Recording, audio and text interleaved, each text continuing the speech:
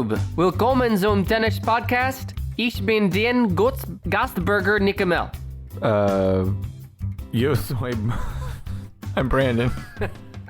Didn't know I spoke fluent German, did you? Do you really, or did you look up how did you do that? You threw me off. I'm in a tailspin. Ich spreche fluent Deutsch. This is the rest of the podcast, just me typing into Google Translate between every I was going to say, it wasn't at all obvious. I speak fluent German, maybe, and I'm also the star celebrity host of the Tennis Podcast. And if you missed it, if you don't speak fluent German like me at the beginning, you might have missed it, but my name is Nick. And I'm joined now by everyone's favorite / least favorite sidekick host, Brandon Kaufman. And today, we are doing the Tennis Podcast, which is a show about covering top 10 lists in the year 2021. It's about covering lists in the year 2021? It's just about covering lists, and we're here today. Now it's our... In beautiful 2021. Yeah, everything's going great. All my 2020 worries have washed away. Well, we'll go back to your year of worries. And let's talk about the year 2020, specifically the highest paid actors of 2020 is our list today that you are going to try to guess. Okay, the highest paid actors. Of 2020. So specifically 2020, and this is the money they made from film only in the year 2020.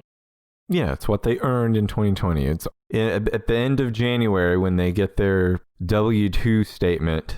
They have to go on TurboTax and file their taxes. Mm-hmm. It'll say like $48.7 million. Now, you say actor. Does it also include actresses, or are you sexist? I'm not sexist, but the list is, I think all actors, male and female, prefer to be called actors. Do they? But there are no female actors on this list. I have a couple of A-lister friends. I'll give them a call, see what they say about it. But where did you pull your list from? It comes from Forbes. Ah. The authority on rich people. Yes. No, they really are, though. So Forbes is telling us the highest earners of 2020 in the actor/actress universe. Yeah, except these are all also men. They combined collected $545.5 million in 2020. Do you know how that compares to other years? No. And more than a quarter of that was paid out by Netflix. That's interesting. I mean, I guess it's not that surprising, but it is kind of striking to hear that. Netflix a few years ago, and not that many years ago, was not in this game at all of producing content. And now here they are, the biggest spender. Well, now that no one can go to a movie theater anymore without spreading the plague, Netflix is like a pig in shit. They love the pandemic over Netflix. Nobody wears a mask inside the Netflix corporate offices. They want that shit to keep going. That's a fact, huh? Correct me if I'm wrong, there wasn't a ton of movie production happening in 2020, right? At least not compared to a typical year. I don't know. I don't think so. Probably not. Well, I know it stalled at least for a few months there in the spring, but okay, all right. I'm going to nail this list. I'm going to get 10 out of 10. Every guess will be correct. Sure. Should I start? Yeah. Kirk Cameron. No. What do you have against God, Brandon? Didn't they make another... he was the star of, what's it called? Left Behind. Like Fireproof. Well, Left Behind. But he also did like Fireproof. But Left Behind was the big deal when he came out. Like, he made a movie that was like a big hit with Christian audiences. But then Hollywood remade it. With Nick Cage, right? Yeah, and left him out completely. Did you ever see the Nick Cage Left Behind? No. Okay. Did you? Nope. All right, so Kirk Cameron's not in the top 10, so I already know the wrist is licked, but I'll continue to do it for the sake of unity in this country. Is number 2 Raven from That's So Raven fame? No, she's a woman, and she's not on this list. Are they all men, for real? Yes. Oh. I didn't say that was right, but they are. Okay. John Cleese? No. Carrie Elways? No. Martin Lawrence? No. Of Big Mama's House, Acclaim? No. All right, I'll give you some real guesses. So I got to think. Let me ask you this. When you see the top few, can you, off the top of your head, think of movies they had that came out this year? Or is it more likely they're making movies in 2020 that come out in 2021? There's no like shocks on here. It's not really that closely tied to what movies came out when. Robert Downey Jr. No, he's not on this list. Let's see, that's what I'm saying. I don't think he did anything this year, but it's more than you would make. All of these people have made more than you would make for just like usually like a top A-list actor. You know, it's big news when someone signs on and makes a movie that makes $20 million, right? Well, the lowest earner on this list earned $40 million last year. Damn. Goddamn. So it's not really dependent upon the number of like blockbusters or big movies you're in. It has more to do with your butt. It includes things outside of just movies as well. Oh, Think of all that comes attached with being like a brand. Like a lot of people on here have endorsements and also have production companies. Well, I do. I mean, as a Nick does, I tend to save my top few guesses for the end. So in observance of that, my next guess will be Robert Pattinson. He's not on here. Why am I Tom Cruise? Nope. I was surprised, but he's not on here. Tom Cruise. Okay. Chris Pratt. Chris Pratt is not on here.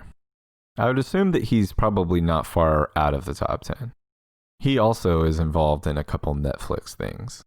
Zac Efron. No. All right. I'm going to have to get to the heavy hitters here, I guess, soon. Will Smith. Will Smith is on the list. You want to guess what number? Number 7. He's number 8 on the list. Knew it. Nailed it. Will Smith doesn't seem like he is in successful blockbusters anymore. I was just thinking about this the other day. There was a time, like, you know, around the time I Am Legend came out, and then The Pursuit of Happiness, and 7 Pounds, all those. He seemed like he was just making one critically and financially successful movie after another. And he's been on a real string of bad luck lately. I can't remember the last, like, high-quality Will Smith movie I saw that, like, everyone talks about. I thought the idea for the movie Gemini Man sounded cool. But I heard it was terrible. And there's so many movies that come out, and I am too precious with my time. I won't, like, hardly watch any of them. And I heard that it wasn't good, so I didn't watch it. And I haven't watched a Will Smith movie in a long time, kind of because I hear that they are stinkers. Same thing with After Earth. The premise of that movie sounded so interesting to me that I went and saw it in the theater. Oh, really? And it was pretty bad. It was bad. I think there's a bad sign when it stars him. Not anything against them in like as actors on their own, but it immediately feels like I'm not doing a vanity project. Yeah, I'm not doing. Yeah, vanity project. You're right. That's a Yeah, Will Smith had a good year. Yeah, go ahead. He had a $44.5 million year last year. Now, for each of these actors, I have their age and height. I thought. Okay, absolutely. I don't know why. I don't know why I thought it would be funny, but I do. Will Smith is 52 years old. Oh my God. And he is 6'2". Another surprise. Why? Okay. Both of those things are interesting, and I think both of those things are interesting about almost everybody on this list. I'm not 100% sure why yet, but I knew that they were. Here's the deal. I knew Will Smith wasn't in his prime anymore. I would have guessed like 47, 48 though. Yeah. 52 took me back. 6'2", I pictured him being kind of on the shorter side. I thought he always looked tall and athletic. He always looked taller than everyone else on The Fresh Prince, except for maybe Uncle Phil. I thought he was like Tyrion height this whole time. That was one of my questions on here. Did you watch Fresh Prince of Bel-Air? Yeah, I've watched it. Not like... I didn't like sit down and binge all the seasons in a row, but when it came on in syndication when I was growing up, I would watch it. Yeah, same here. I think there aren't very many episodes of Fresh Prince that I haven't seen. And I didn't really realize that until a couple years ago that like, God, I without like ever watching it during the original airing, I saw a ton of Fresh Prince. And I loved it. That's probably one of my top 5 like sitcoms. I've seen so many episodes. Aren't they rebooting it? Yeah, I don't like that. Or maybe it's just a one-time reunion. Either way. I did watch on HBO Max the reunion when they got together. Oh, I didn't know it happened already. How was it? It was fine. It wasn't like after I watched it, I was like, oh yeah, I watched that. Yeah, it was okay. Was Carlton on there? Yeah. Everybody was there except for Uncle Phil. Even Jazz was there. They could have wheeled Uncle Phil in his casket. Okay, now. Jeffrey was there. He still looks like Jeffrey, except he's a little bit gray. Yeah, just like you. So part of the reason Will Smith did so well is being paid for the upcoming King Richard, where he plays the father of tennis greats Serena and Venus Williams. King Richard. It's about Serena and... No, it's about him. I guess it's about him. I don't know. He plays their father. I don't know. Maybe I will see this one. He is from West Philadelphia, born and raised. Okay. He's been nominated for 5 Golden Globes and 2 Academy Awards, and he's won 4 Grammy Awards. Was one of the Grammys for Big Willie Style, which I bought on cassette tape at 9 years old? I was going to ask also, did you own copies of Big Willie Style and or Willennium? We've definitely talked about this at some point on the show, but I did buy the cassette of Big Willie Style, and on the same trip, I bought the cassette to Matchbox 20's album and Backstreet Boys. You're 9. That's actually, that's fair. It's with it for 9. I had to be, my age group has to be like the last age group to buy cassette tapes. Oh, yeah, definitely. Yeah. But even in terms of your music taste being pretty advanced, my 8-year-old is still asking Alexa to play It's Raining Tacos. I mean, he has a pretty good music taste, and he's been exposed to a lot of music that he likes. But when it comes down to what he wants to listen to, it's something like It's Raining Tacos. So I have a 6.5-year-old, and she likes all that stupid shit too, and also the fucking Gummy Bear song. Do you know that one? 'Cause I'm a gummy bear. No. Well, don't look it up. But she does also ask Alexa for Michael Jackson. Michael Jackson's probably their go-to actual artist music. That's pretty good. But then second would be Britney Spears, classic Britney. They also love soundtrack music. We need to have a Britney Spears episode because she has enough I don't know. Does she have enough hits? Oh yeah, I'm all in for a Britney Spears. Maybe episode. I'll put that together in the future because I wouldn't be able to guess it as well as I think you could. Yeah, there's a lot to dig into about Britney. Yep. But as much as we want to talk about Britney, I got to say, oh hell no, which is what Will Smith works into every single one of his movies. He once stated that in his whole career, he most regrets turning down the part of Neo in The Matrix.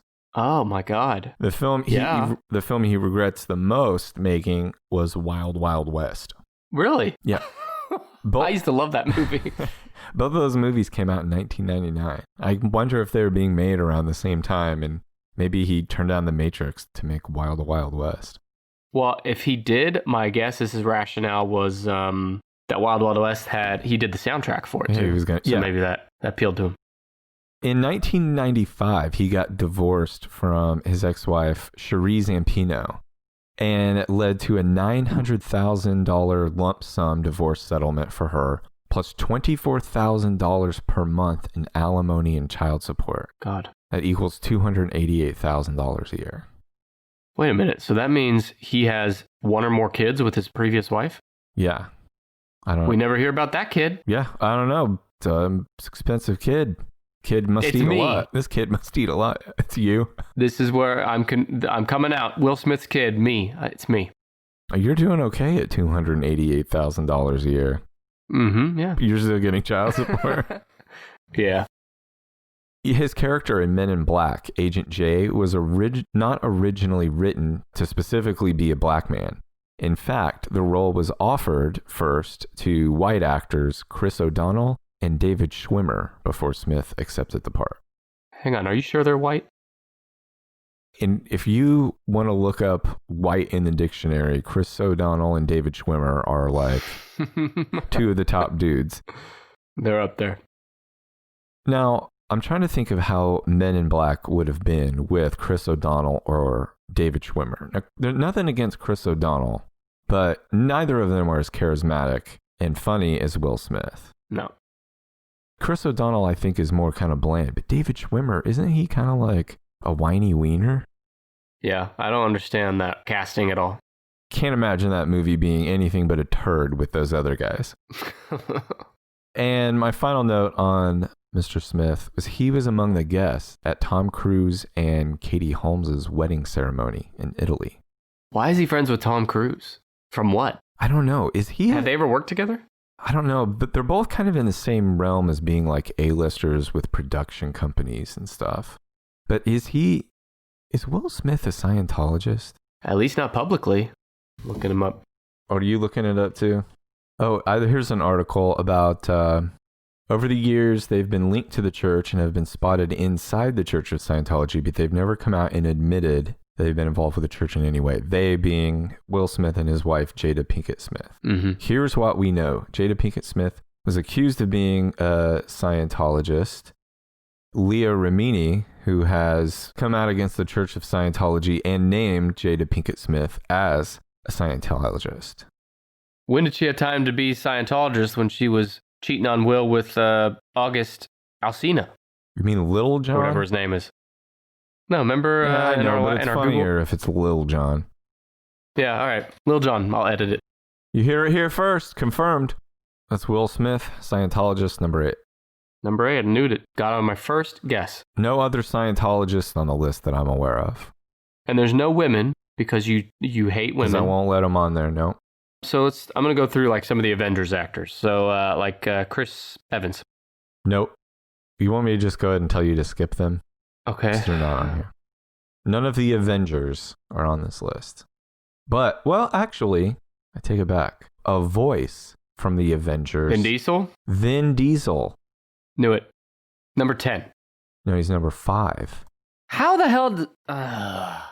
I'm going to tell you. Benjamin Diesel. Uh-huh.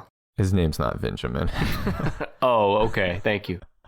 No, his real name is Mark Sinclair. Did you know that? Not nearly as badass. No, is Vin Diesel. When you think of the fact that Mark Sinclair decided to name himself Vin Diesel, doesn't that seem a little like, come on, man, like who the fuck do you think you are, Vin Diesel? It's worked out. Well, it's worked out. And it has worked out. It's worked out so that he earned $54 million in the year 2020. I don't even know what he... Okay. I'm going to tell you. He is 53 years old. Oh, my God. Brandon, we're getting old. All these actors that used to be young, old. Strapping men. And he's 6 feet, 0 inches tall. So he, a big part of that was he is producer on an animated Netflix series called Fast and Furious Spy Racers, which is fucking Fast and Furious for kids. Did you say he's the producer? Yeah. We've gone over this, but I don't even know what the producer does besides attach their name and front some money. They make it happen. They bring it all together. Well, they actually make the movie. Yeah. The director, like, you know, does the like actual sort of putting a film together. But as far as like getting everybody there together. The project. Yeah, that's the producer. But maybe I'm naive. Mm-hmm. And some of the many film buffs listening can correct me, but I just can't imagine a producer like Vin Diesel is doing that much work on an animated series. I kind of feel like it's just free money. You don't think he's drawing? He's like, this is hard as fuck learning how to draw. Learning how to draw. I've got 9 months to learn how to draw and pump out 20 episodes of Fast and Furious Spy Racers. It's just him in his garage with his girlfriend coming out and going like, do you need any help? So yeah, he has been the voice of the Iron Giant and Groot. His breakthrough was as action hero Riddick in Pitch Black. I didn't see Pitch Black, but I know there's a lot of Riddick fans out there. Are you a Riddick fan? Yeah, haven't you seen my face tattoo of Riddick? How many Fast and Furious movies have you seen? Let's see, if you take 8 minus 4 plus 4 minus 8. That's my number. I don't know what that is. Have you seen any? 0. I've not seen any either. What about Triple X? No. He's Xander Cage in the Triple X movies. I know this won't be a surprise to you, Mr. Brandon, but for anyone out there that doesn't know me very well, I think anybody that knows me could have answered for you. Just say, no, there's no fucking way Nick has watched Fast and Furious. You don't watch these butch movies? Yeah. That's one thing Vin Diesel is he's butch. He's also quiet about his personal life. There aren't a lot of personal details about Vin to put in here besides his real name, Mark Sinclair. He is public about his love for Dungeons and Dragons. Oh. He's played for more than 20 years, and he wrote the foreword for the commemorative book that came out for Dungeons and Dragons 30th anniversary. When was that? 30th anniversary. Do you know? Must have been like sometime around 2010 or something like that. The reason I ask is because, now it's kind of, I don't know if I'd use the word cool, but like accepted, and like nobody's going to make fun of you necessarily for being like nerd culture is like a thing now. And it's, yeah, I'd like to play. You know what I'm saying about that? Yeah. So it'd be fun. Nerd culture is a thing. Whereas like in the 90s or 80s, you probably get made fun of for that, or even the early 2000s. So I'm just wondering if he kind of spearheaded the acceptance of that in any way. But he started kicking asses of everyone who laughed. Yep. So that's Vin Diesel. Mark Sinclair. That's all there is to say about Vin Diesel. You don't know anything? His favorite toothpaste? Favorite food? I do know that when he was an up-and-coming actor in Hollywood in the mid-90s, he was still friends with some people like Matt Damon and Ben Affleck. And on a movie commentary, Ben Affleck told a story about Vin Diesel leaving him a voicemail or a message on his answering machine.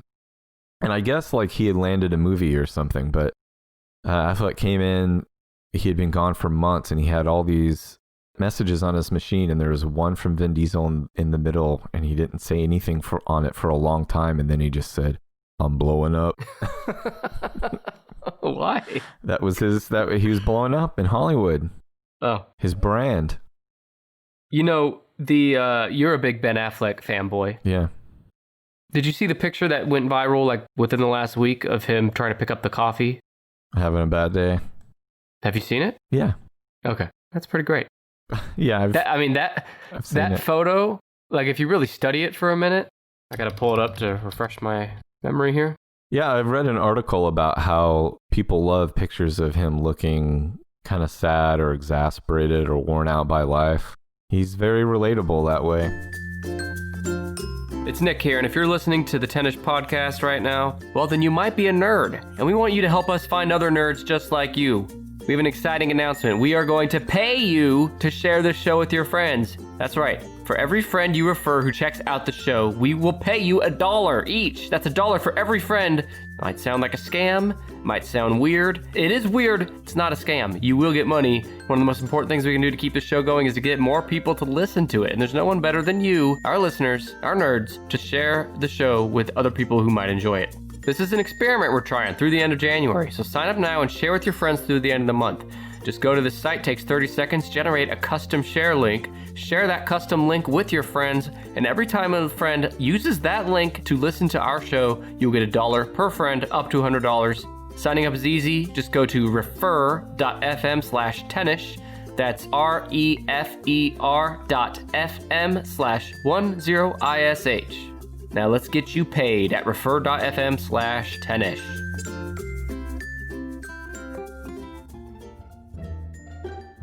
Hi, I'm Jules from Riddle Me That True Crime. I have a PhD in transpersonal counseling and am obsessed with all things crime and psychology. I focus on unsolved cases. I typically cover one case over a month, like I recently did with the case of Robert Wone. I had a microbiologist and forensics expert, as well as a criminologist, analyze the evidence, and they came to very different conclusions. One believed Robert was murdered by one or all three of the men present in the home, and the other believed it was an outside intruder.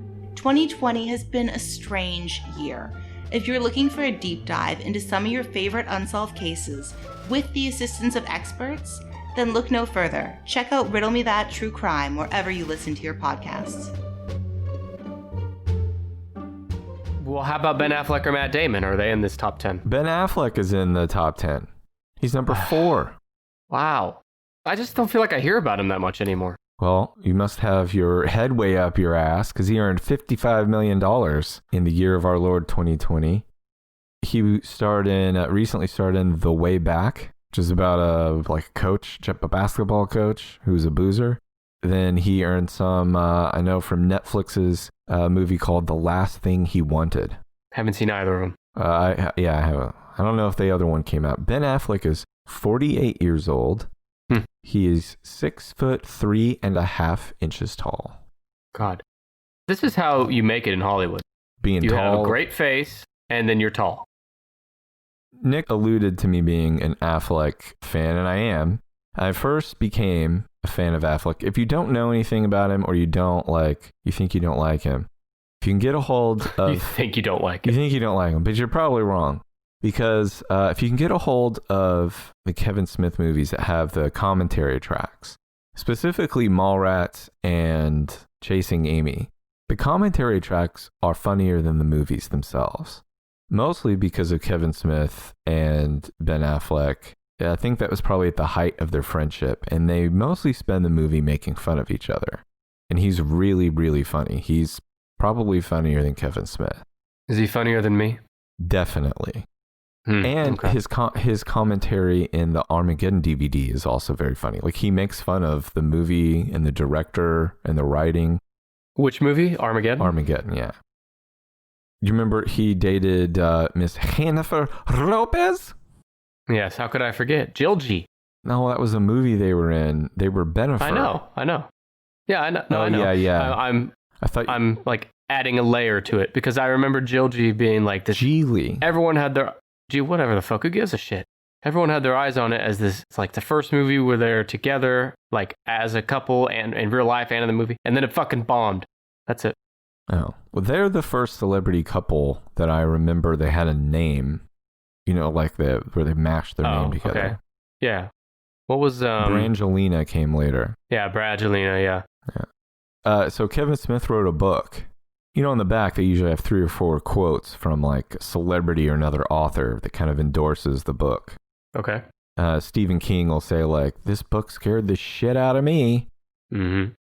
His endorsement on the back of Kevin Smith's book was, now the Bible is the second greatest book ever written. Okay. He didn't come up with that on his own. No, he did. Someone gave him that line. He wrote... No, I don't believe it. He wrote a movie that won an Academy Award. What movie? Good Will Hunting. I'm convinced that any good thing Ben Affleck has done, someone else did it for him, and he's just taking credit. Okay. Well, my mind won't allow me to. He directed... Did you see Gone Baby Gone or Argo? Nope. Oh. Well, they were good. He was good in Gone Girl. Yes. He was a good Batman. In a bad movie, he was a good Batman. Oh, I'll have to take your word for it. He's got alcoholism. Oh, does he? Yep. Today? All the time. These days? Well, he's had it for a long time. Has he admitted that? Yeah. He's okay. He's not hiding that. He doesn't want to like fucking talk about it all the time. We don't dig him about it, but yeah, he's got it. Well, I'll nothing. Go ahead. Fucking yeah, keep it to yourself. In 2014, he was asked to refrain from playing blackjack at the Hard Rock Hotel in Las Vegas after a series of wins aroused suspicions that he was counting cards, which is a legal gambling strategy that is frowned upon by casinos. Yeah, I don't understand. Well, I mean, I get why the casino doesn't like it, but that's stupid. I mean, if you're going to have the skill or patience to count cards like that. Yeah, but it's their casino. It's private property. They can tell you can't play here anymore. I get it. I'm just saying, like... You can't be a dummy and be able and count cards. No, that's...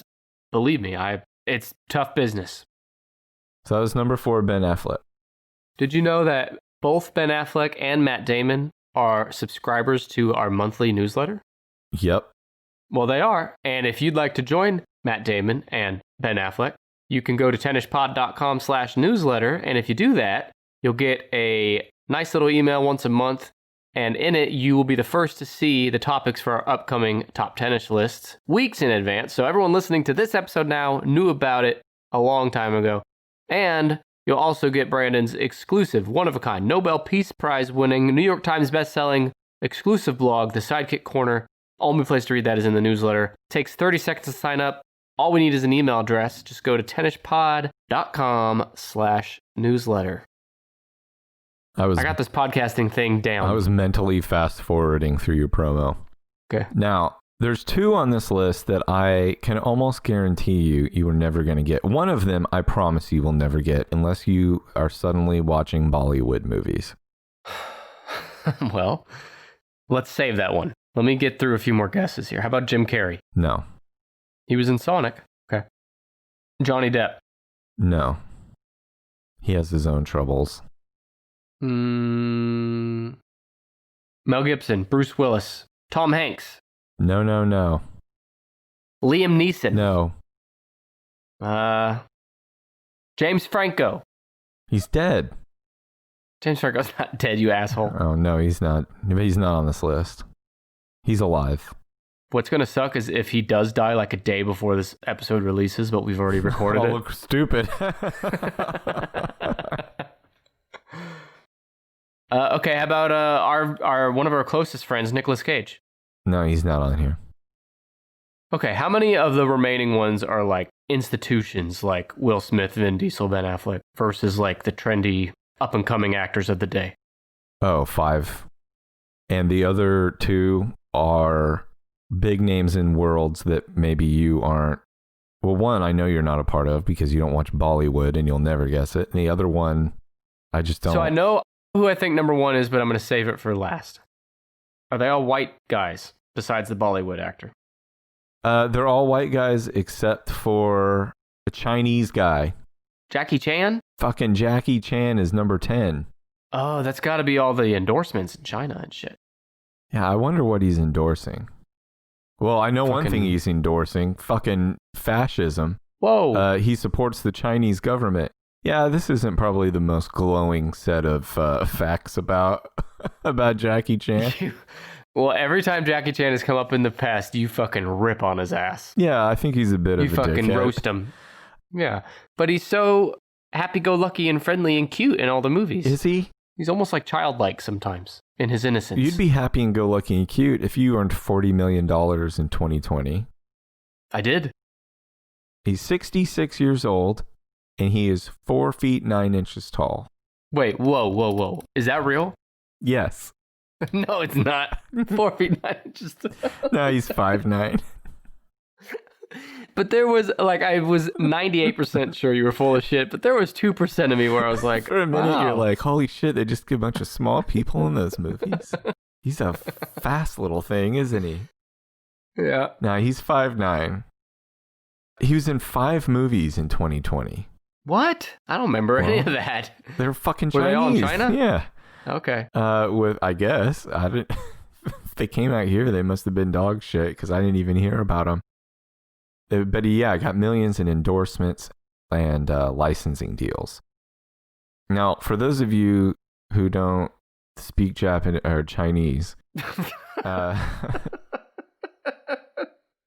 well, this is a good time to let you know I'm also fluent in Chinese. You're gonna do very well then. He is a Hong Kong martial artist, actor, stuntman, filmmaker, action choreographer, and singer.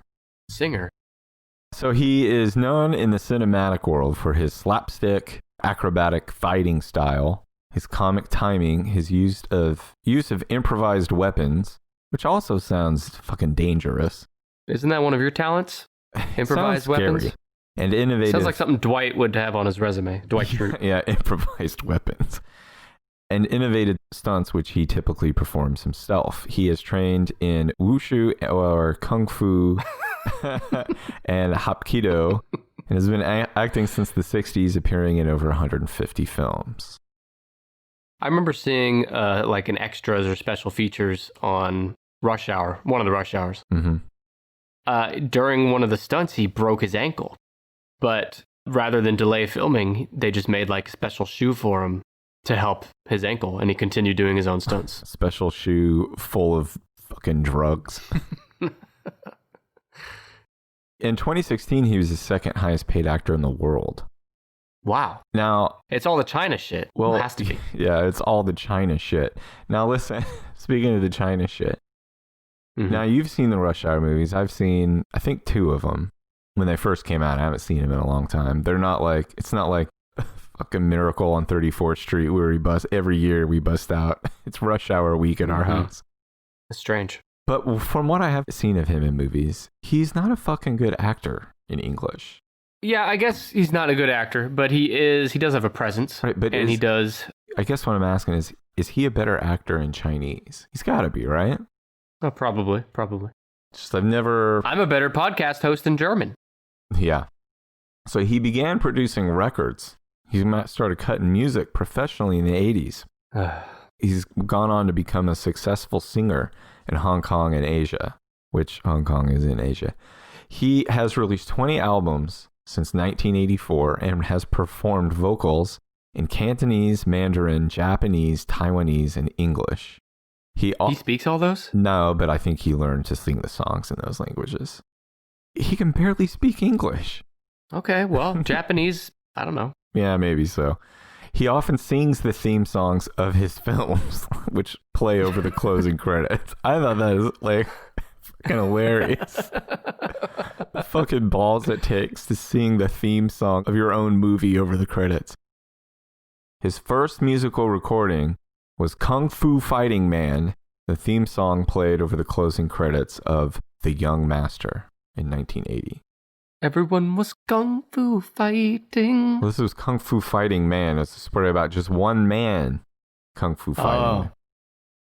And then in 2009, Jackie Chan was named an anti-drug ambassador by the Chinese government, actively taking part in anti-drug campaigns and supporting President Hu Jintao's declaration that illegal drugs should be eradicated and their users punished severely. In 2014, when his own son, JC, was arrested for cannabis use, he said that he was angry, shocked, heartbroken, and ashamed of his son. He also remarked, I hope all young people will learn a lesson from JC and stay far away from the harm of drugs. I say to JC that you have to accept the consequences when you do something wrong. What are the consequences there for that? Do you know? Let's see. Penalty for cannabis use in China. It is illegal to possess it or use it. The penalty for marijuana possession in China is disputed from various sources. See, they're so fucking secretive. They don't even know for sure what it is. Yeah.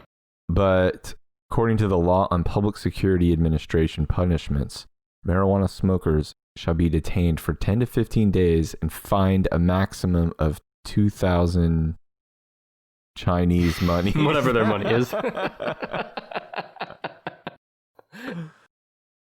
Yeah. He's a fucking commie narc. God, you just don't like Jackie Chan. He's siding with the Chinese government. Well, Jackie Chan has done drugs. I don't care. Yeah. Oh, yeah. He's done a little toot. He's smoked a little weed. Mm-hmm. Yeah. Well, he does in a movie, too. I remember in, it might have been Shanghai Noon, I think. Yeah, he fucking toked a reefer with the Native Americans. Yeah. See? He smoked a peace pipe. Hey, you mentioned that he sang his own theme songs. What if, the closing credit songs, what if that was the standard in all movies? So you'd have Mel Gibson singing his closing credit songs. I'm the lethalest weapon. Hey, is Danny Glover in the top 10? Will Smith sings the fucking songs in his movies. Wiki wah wah, wiki wiki wah wah. Yeah. That was great. What you just did right there, you're going to get a call from a Nashville agent this week looking to sign you to start a musical career because of that. We need to speed this up. We're only like 4 deep here. Give me a hint. Okay, so one of these, like I said, is a Bollywood actor. You want to just knock him out real quick? Yeah, this fellow's name is Ash K. Kumar. Have you ever heard of him? Love Ash K. Kumar. I've never heard of Ash K. Kumar. He's number 6 on this list. You didn't see the with him in it? No, I've never seen any of this shit. He made $48.5 million in 2020, mostly from Bollywood movies, but he is making his first TV series, The End, for Amazon Prime. This is his first TV series. He's only starred in movies for his 30-plus year career. He's 53 years old and he's 5'10", which is a fine height for an Indian man. Whoa. Well, that's what he is. He's from India, so he's Indian man. Okay, Most of his money comes from endorsement deals. Deals. He a bunch of endorsement pickles. Yeah, but it's all. I think you can eat pickles in India. We'll have to look it up. He endorses everything from multivitamins to toilet cleaners. Yeah.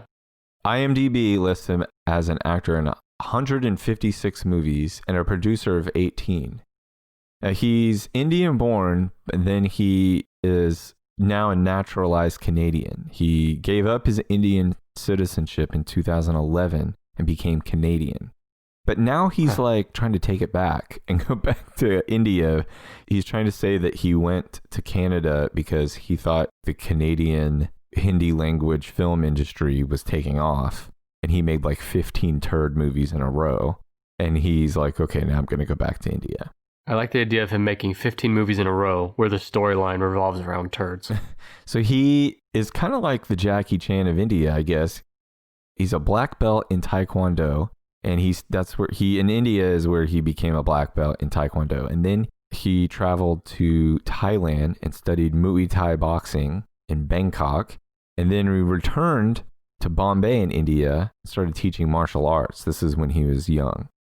And the father of one of his martial arts students was also a model coordinator. He recommended that Kumar go into modeling, which turned into acting. How's the ass? In 2005, he was awarded the highest Japanese honor of katana and a 6th degree black belt in Kuyuyakai Kojuryu Karate. Yep. This guy can kick your ass. My favorite kind. This guy can kick your ass in 6 different degrees of karate shit. Yeah, but he's only 5'10", so even Ben Affleck could take him because Ben's 6'3". Yeah. Height's the definitive measure of toughness. Of a man, yeah. So it's number 6, K. Kumar. You need some more hints? And there's another one on here I don't think you will get. I know who it is, though. The Hamilton guy. I didn't see it. I don't know. Who is it? You know the name of this guy? Lin-Manuel. Oh. Manuel? Lin-Manuel? Miranda? It's Lin-Manuel? I think I know who that is. He has a goatee. His hair is like in a ponytail, I think. Yeah. I've seen this guy. Yeah. Did he get so much money because of Hamilton? Hamilton made a shit. He's like a fucking everything guy. Oh, okay. He does all this shit. Well, you're about to find out. I don't know. It's got to be Manuel. You need to get more culture. Lin-Manuel. I'm bad at pronouncing. I'm just going to call him Mr. Miranda. What number is Mr. Miranda? He's number 7. Knew it. He earned $45.5 million in 2020. He is 40 years old. He's the youngest man. Youngest so far. Yeah, he's the youngest in the top 10. And he's 5'9". He is an American actor, singer, rapper, composer, producer, and playwright. He created and starred in the Broadway musicals In the Heights and Hamilton. His awards include a Pulitzer Prize, 3 Tony Awards, 3 Grammy Awards, an Emmy Award, a MacArthur Fellowship, and a Kennedy Center honor in 2018. Mr. Big Shot over here. Yeah, his notes made me feel like fucking nothing. Well, he did the songs for Moana. He does. Oh, fuck. I do recognize that. Part of this is that he made a deal with Disney to do songs for a bunch of their movies. He's producing a ton of shit and like writing stuff and doing music for stuff. They also had, I think Hamilton, the musical, is on Disney now too. I don't have an excuse to not have seen it. Am I an idiot because I haven't seen it? I mean, I haven't seen it, but I saw that it came out. Smart people say it's good. Musicals are not my bag, man. Yeah, musicals are not my bag either. Not enough tits in him. He seems like a heck of a guy.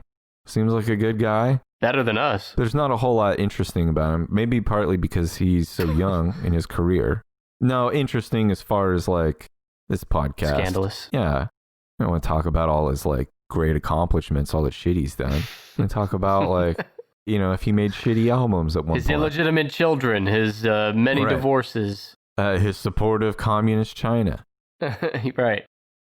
So that's him, Mr. Miranda. So he's got more talent in his pinky than you and I got in 10 lifetimes each. Yeah. Combined. He makes us look like idiots, and that's why I try to Get through them as quickly as possible. Mr. Miranda is number 7. Well, bye, Mr. Miranda. How about Justin Timberlake in the top 10? No. But you're on the right track in terms of household names. The 4 remaining actors on this list are all household names. Your mom knows all these guys' names. Morgan Freeman. No. He does a lot of like voice stuff. So yeah, younger than Morgan Freeman, but yeah, your mom still knows who these guys are. Give me a moment. Let me give you what I think might lead you down the primrose path for the remaining ones. All of the remaining ones are attached to Netflix deals. Adam Sandler. Adam Sandler is number 9 on the list. I knew it. Give me some credit. Give me some skin on that one. No. Adam Sandler made $41 million in the year 2020. He is 54 years old. God damn. He is 5'9". Little fucking Adam Sandler is a little guy. He loves to play basketball. He's 5'9". Yeah, he is not the movie star that studio execs call on anymore to deliver big box office results. So you wouldn't think that. He makes a ton of movie money, right? He peaked in 1998. That's the most Adam Sandler movies ever made in a year was 1998. He sold $240 million in domestic box office tickets that year. For what? Oh, for all movies. Well, at least one. Well, that was Waterboy. Waterboy, yeah, it 98. was at least one of them that year. He's been trending downward since. 2019's Uncut Gems only earned $51 million total at the box office. Amazing movie, though. Yeah, Uncut Gems, very good. But secret to being number 9 on this list is that Netflix paid him $31 million in 2019, and that was 75% of his income, as part of his 4-film, $250 million deal that he signed with him in 2014. Netflix users have streamed more than 2 billion hours of Sandman movies. It's peculiar. No, maybe not, but like they won't pay to go to a movie to see them, but they will sit and watch it when it's included in their Netflix subscription, you know? Yeah. I mean, I think it's harder for comedies to make a lot of money in the theater now. But anyway. Anymore, yeah. Blowing it up, as Vin Diesel would say on Netflix. According to Forbes Magazine, for each dollar Adam Sandler gets paid, his movies average $9 of gross income. Oh, wow. God damn. Okay. A lot of return on investment for Sandler. Yeah, I was worried that his movies were bombing, but I'm hearing the opposite here. Can you, I love Adam Sandler. I have most of his movies have sucked, since 98, I'll admit. Yeah, but I have a soft spot for him just because I loved his 90s work so much. Well, same here. I don't care if he makes... seems like he has a good setup for life. He makes movies with his friends where it's basically like they go on vacation, they have a good time making a movie, they employ a lot of people, and then a few months later, my parents watch his movie on TV and they tell us how funny it was. I'm like, all right, good for everybody. Everyone had a good time here. You're absolutely right on all that. Spot on. And it's like he never, ever cared or showed any indication of caring about his legacy or credentials until Uncut Gems. I know he did Punch Drunk Love and stuff, but... He's done some good... He was in Spanglish, I think he was pretty good too. But yeah, he just does. Okay. He does stuff to make money. He does interesting stuff. He's having a good time. Yeah, good for him. And then my last note on Adam Sandler, IMDb, they have the trivia page, and at the end of the trivia page are quotes from the actor, and some of them are strange and out of context. They're specific questions someone asked them about a specific topic from a movie, or they're semi-inspirational. And you're rolling your eyes because, this actor who makes $20 million a movie is telling me yep. the secret to a successful life. But Adam Sandler's, one of his quotes caught my eyes, and it's labeled, I guess this was a comment he made after getting laser eye surgery. He said, "Now I realize how ugly I am." It's one of the only, I don't know who decided that quote needed to go on here on IMDb that he... Dude, the IMDb pages are always so random. Yeah, but it made me laugh. And yeah, I can see him saying it. Cool. Well, I love Adam Sandler. Yeah. Listener of the show. So you have the top 3 remaining, all household names. I'll give you another clue about number 3. He is from Boston, just like number 4. Mark his neighbor, Wahlberg. number 4. It is Mark Wahlberg, number 3. Knew it. Now, Mark Wahlberg earned $58 million in the year 2020. He is 49 years old. I got to see his height. Hang on, let me guess. No. Yeah, guess. Don't look it up. How tall do you think Mark Wahlberg is? 5'8". He's 5'8". We should do a top height. I'm going to start including height in my trivia whenever I can. Okay. His action comedy Spencer Confidential is Netflix's third watched. God damn it. Let me say that all over. Wow. Do you need a minute? His action comedy Spencer Confidential is Netflix's third most watched original film. Ever? Yeah. I've never watched it. Have you? No, I just heard about it when I was making this list. Now, he is from South Boston, the youngest of 9 children, and his brother was new kid Donnie Wahlberg. Was Donnie a new kid? New Kid on the Block? You didn't know that? Yeah, Donnie Wahlberg was in the New Kids. He was Donnie the New Kid. Didn't know it. Don't care. And Mark was Marky Mark of the Funky Bunch, right? So by the age 13, Mark Wahlberg had developed an addiction to cocaine and other substances. By what? Age 13? Age 13. We're about to go. Man, I didn't hit it until I was at least 14. We're about to go on a fucking ride with Mark Wahlberg. At age 15, Wahlberg and 3 friends chased after 3 black children, yelling, "Kill the N, kill the N." Oh my God. And throwing rocks at them. You know, in the cancel culture of today, I'm surprised that has not come back to bite him more. I don't get it either, because trust me, it goes on. The next day, they followed a group of mostly black 4th graders who were on a field trip to the beach and yelled racial epithets and threw rocks at them. At age 17, while high on PCP, while fucking wet on angel dust, he assaulted a middle-aged Vietnamese man on the street, calling him a Vietnam fucking shit and knocking him unconscious with a large wooden stick. We've all been there. When you're high on PCP, things tend to happen. Yeah. He attacked a second Vietnamese man later the same day, punching him in the eye.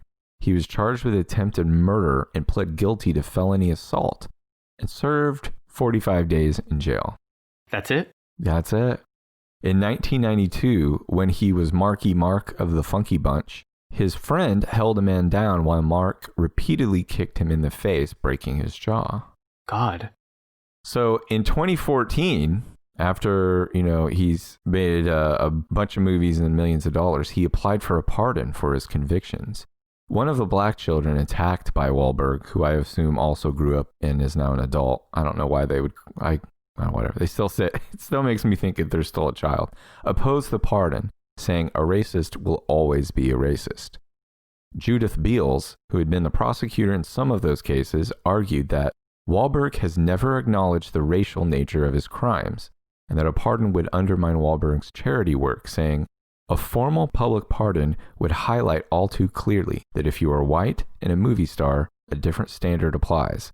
Is that really what Wahlberg wants? In 2016, Wahlberg said that he regretted his attempt to obtain a pardon, and his petition was closed after he failed to answer a request from the pardon board as to whether he wanted it to remain open. This is all making me like Marky Mark a little less. Well, I got one more that is going to, I hope, put the nail in the coffin. Now, I'm sure you've heard before that Seth MacFarlane was originally meant to be on one of the American Airlines flight that went into the World Trade Center on 9/11. By chance, he didn't get on the plane, so he avoided disaster. Did you know that Mark Wahlberg was supposed to be on Flight United 93, the one they made the movie about, the one that crashed in a field in Pennsylvania? No, I didn't know that. He missed his flight. He wasn't on the plane. And in the quotes section of IMDb, he has a quote on narrowly avoiding being in the hijacked Flight United 93 on September 11th. He says, "If I was on that plane with my kids, it wouldn't have went down like it did. There would have been a lot of blood in that." Okay. There would have been a lot of blood in that first class cabin. And then me saying, "Okay, we're going to land somewhere safely. Don't worry." We certainly would have tried to do something to fight. I've probably had over 50 dreams about it. Okay, there's a lot of things wrong with that. One, he's completely disrespecting and undermining every victim on that plane. Yeah. By just assuming they didn't fight hard enough. He was saying there would have been a lot of blood in the first class cabin, and then him saying, we're going to land somewhere safely, don't worry. I'm going to commandeer the plane. Everybody's what is this? Thank God Mark Wahlberg's here. Marky Mark. You've lost a fan today, bro. He's just laying on the head on his pillow, looking up at the ceiling with a big smile on his face, thinking about kicking the ass of all these terrorists in the first class cabin. I like the detail of first class cabin, too. You dumbass. Like, he had to slip that in. Yeah. Well, it's Marky Mark is going through life satisfied and also hoping that it continues to stay this way, that nobody's bringing this shit up. Like, ever. Like, I've never heard anyone ask him in an interview about his arrest for attempted murder of a Vietnamese man. Hey, so if I did nothing else here, I hope I've opened some minds today. Yeah, and hopefully Mark Wahlberg will be commandeering your next airline adventure so you can feel safe. We're going to land somewhere safely, don't worry. As opposed to somewhere not safe. As soon as he says don't worry, all the women on the board are like, oh, God. Something about the way you said that really stuck with me. Okay, so Mark Wahlberg at number 3, there's 2 left. Yeah, and I know, I'm pretty confident who number 1 is again. So I'm going to try to guess 2 now. I'm going to go with Brad Pitt. No, you're close. It's Leo.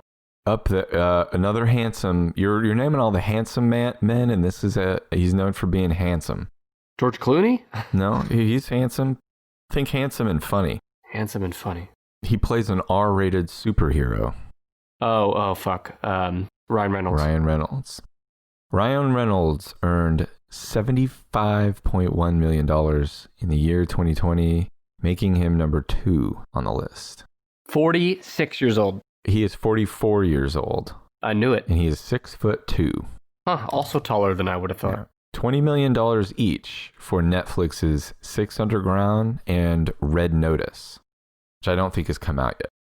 He has a fear of flying, and a lot of people have a fear of flying, but the reason he has a fear of flying is because he once went skydiving and his parachute failed to open at the first attempt.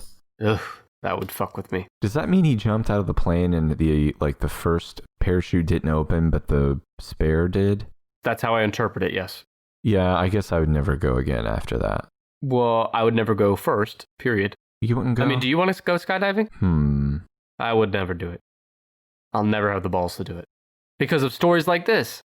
There's a few seconds there, maybe more than a few seconds, where you think it's over because your parachute didn't open. Well, and he's been public about his struggles with anxiety, so I'm sure he had a fucking... yeah, never mind. I can totally see it. It's giving me anxiety now. I don't want to think about it. Yeah. No way. Did you know he has been engaged to Alanis Morissette? No. And remember, he was married to Scarlett Johansson for a couple years. No. Yeah. I didn't know or forgot both of those. Yeah. That seems like a lot of range in terms of women. Mm-hmm. Yes. Yeah, he married Scarlett And now Johansson. isn't he with He's Blake been Lively married now? to Blake Lively for a while. Now, I do think it's suspect that his 3 of his top relationships seem to have been with other huge stars. A-listers. Right. Yeah. So I'm kind of wary of it, but my wife said that they're legit, that Blake Lively's pretty cool. They're legit. Okay. Yeah. Your wife's an inside source on the... Yeah, she's got a good understanding of that. Ryan Reynolds can do a standing backflip. Cool. Kind of a surprise. Some notes about privacy. Sometimes when his privacy has been invaded, both these stories were nuts to me. When his first daughter was born, a good friend of his, and he was described by Reynolds as someone who was close enough to him that they were there when the baby was born. This good friend of his tried to sell pictures of his daughter to a tabloid magazine. Oh my God. I know. A furious Reynolds confronted the friend and confirmed the story was true, and then told him that their friendship was destroyed. They would never speak to or see each other again. Tabloid did not use the pictures because it would have left them open to a massive invasion of privacy lawsuit. That, they would have, though. Yeah. If it wasn't for that. I realized that someone who made how much money did I say he made last year? $75 million? $75 million. You know, maybe someone who made $75 million doesn't need like a whole ton of sympathy, but, you know, obviously that comes with some other problems. Think about how like someone that you are close enough to that they were there when your baby is born. And then like... Yeah, it's a betrayal. They wipe their ass with your privacy. And your friendship. Yeah. Another one, this one is way in the past, and I think he would probably have like, I mean, obviously he would tell this in a funny way now. When he was a toddler, a newspaper gave out his address for no apparent reason, accompanying a photo of him at the local pool. What? Yeah. When he was 3? When he was a toddler, a newspaper gave out his address for no apparent reason, accompanying a photo of him at the local pool. Is this the end of the factoid? Yeah, let me try to go. Why is this? Well, I'm like, who found this information and who posted it? I mean, it is weird, but ultimately doesn't mean anything. Like, it's a completely useless. It's got to be something that he told. You know, like something that you would bring up on like a late night talk show. Yeah, but that's just... Yeah, he's Canadian, so it happened in Canada. Or I guess if they see a cute boy and his skivvies at the pool, they want to make sure everyone knows where he lives. So you said you know who number one is. I have a feeling you're in the zone enough to guess. I know number one. I'm very confident in number one because I remember seeing the 2019 list somewhere along the way, and it was your friend and mine, The Rock. Yeah, you're right. He is topping the list for a second year in a row. It is Dwayne The Rock Johnson. He earned $87.5 million last year. He's in everything. He's in so much shit every year. It's not that surprising. Yeah. And I've even got a note on something he wasn't in that would have been a much better movie if he was. In a moment here, he's 48 years old. He looks like he looks, if I just looked at him and had to guess, like saw this dude in the street, I would say 40, 42, something like that. Yeah. No, I'm with you there. I mean, not something ridiculous. He doesn't look like he's 30. He's got like... He doesn't look 17? But, goddamn. 6'5", 260 pounds. Yes. Now, compare that to Jackie Chan's 4'9", 86 pounds. 86 pounds? 4'9" and 86 pounds. That's not He's true. Chinese. No, 4'9".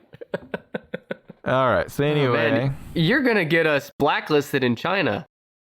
He earned $23.5 million from his upcoming Netflix film Red Notice, and I mentioned that also with Ryan Reynolds. Right. Is in it now. It hasn't come out yet, but I want you to listen to the description.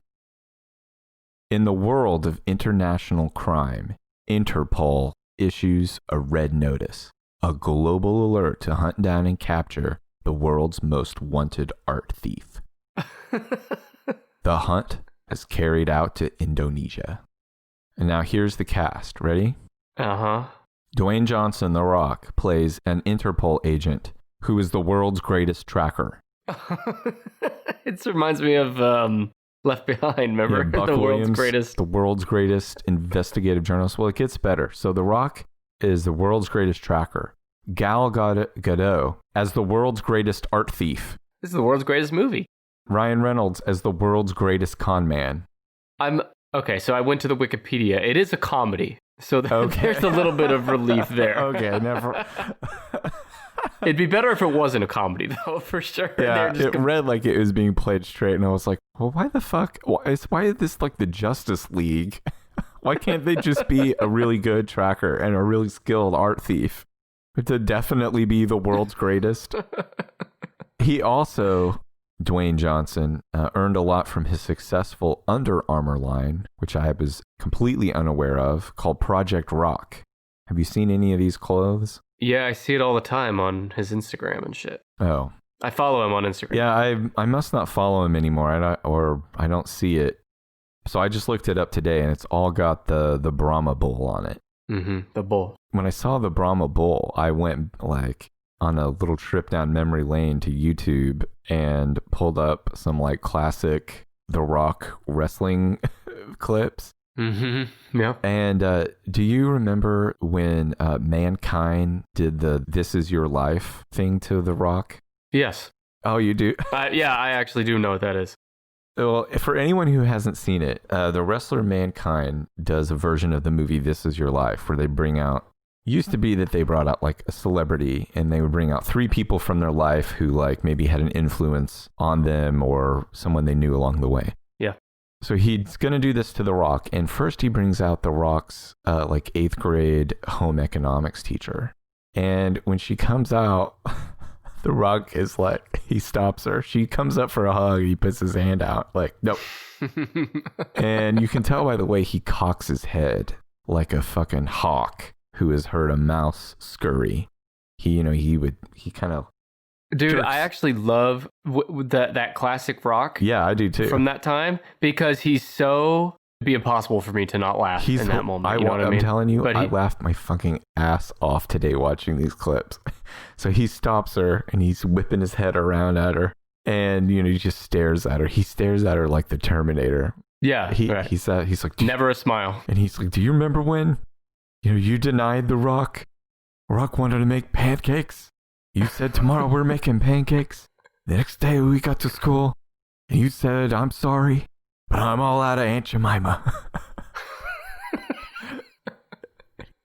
He's like, you still like to bake? She nods and he's like, yeah, you know your roles?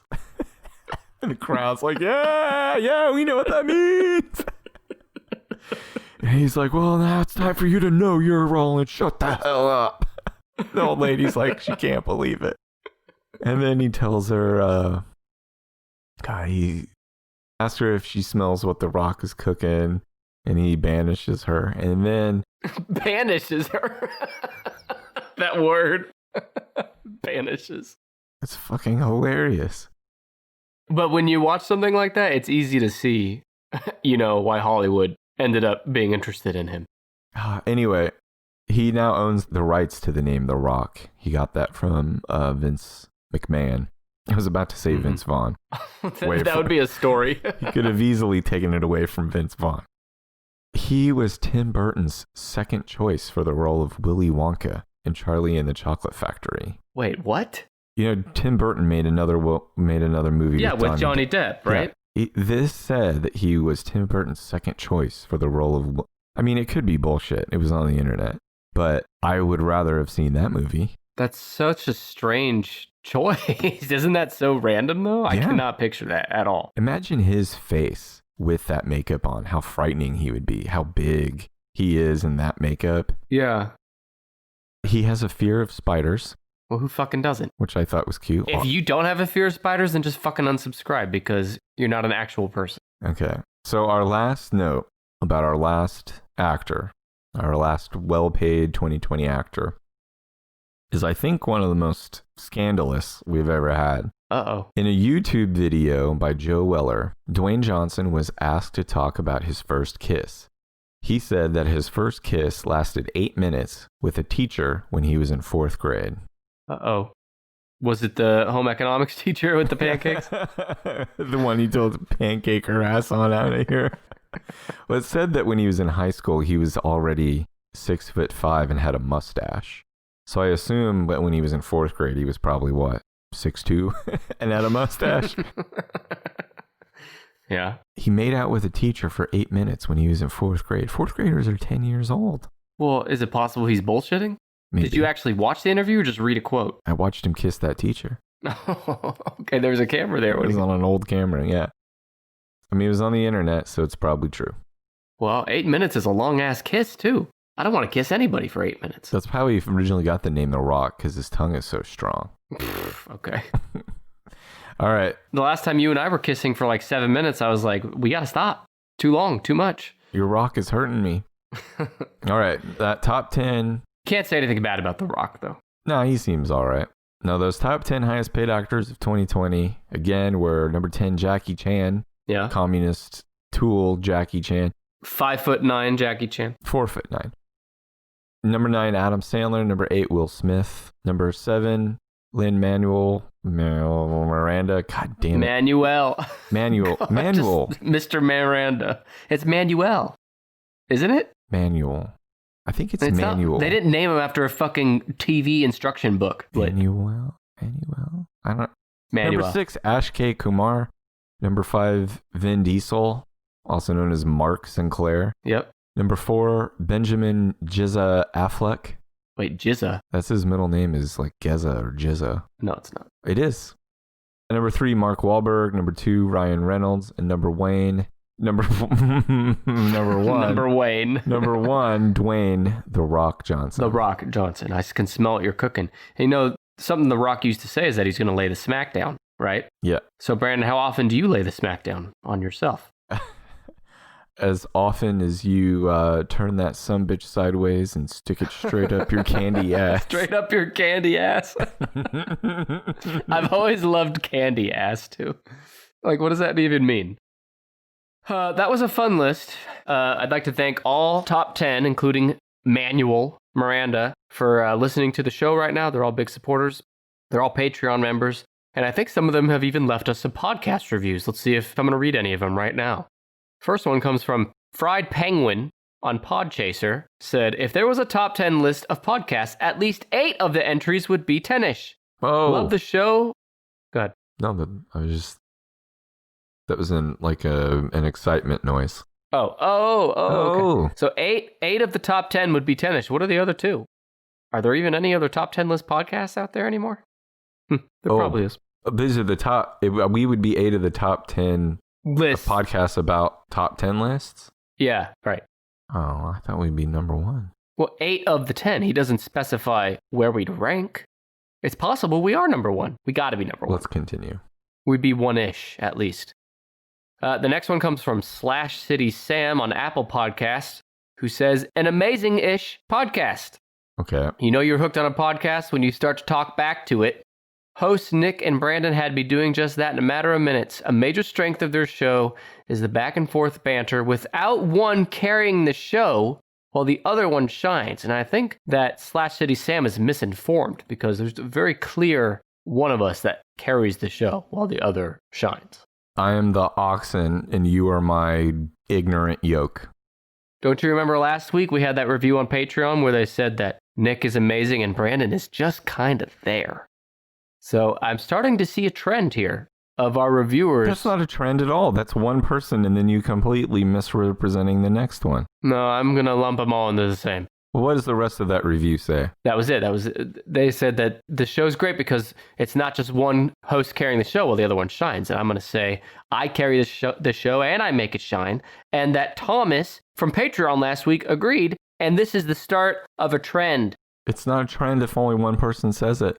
No, we're at 2 out of 2 now. You're the other person. No, what do you mean I'm the other person? The other person you're citing someone who said that specifically that you don't carry it and shine. No, they didn't say that you don't. They said no one does. Well, that's what I'm saying. He's misinformed. So if he's wrong, then you can't count him as someone who said it. And it's not a trend. All right, it's a trend. If you want me to read your review and to contribute to the growing, alarmingly, rapidly growing trend of people noticing Brandon underperforming on the show, then you can do that on Apple Podcasts or on Podchaser. You can follow us on there and leave a review and I'll read it. And probably misinterpret it. This is a trend we need to keep our eye on. We need to get our best data analysts on it. You'll just misrepresent it. Speaking of misrepresenting, Brandon has misrepresented himself, and I have correctly guessed 10 out of 10 of the top 10 highest paid actors of 2020. We'll be back next week with episode 116. Yes. Thanks for your listening, and we will see you next week. Thanks.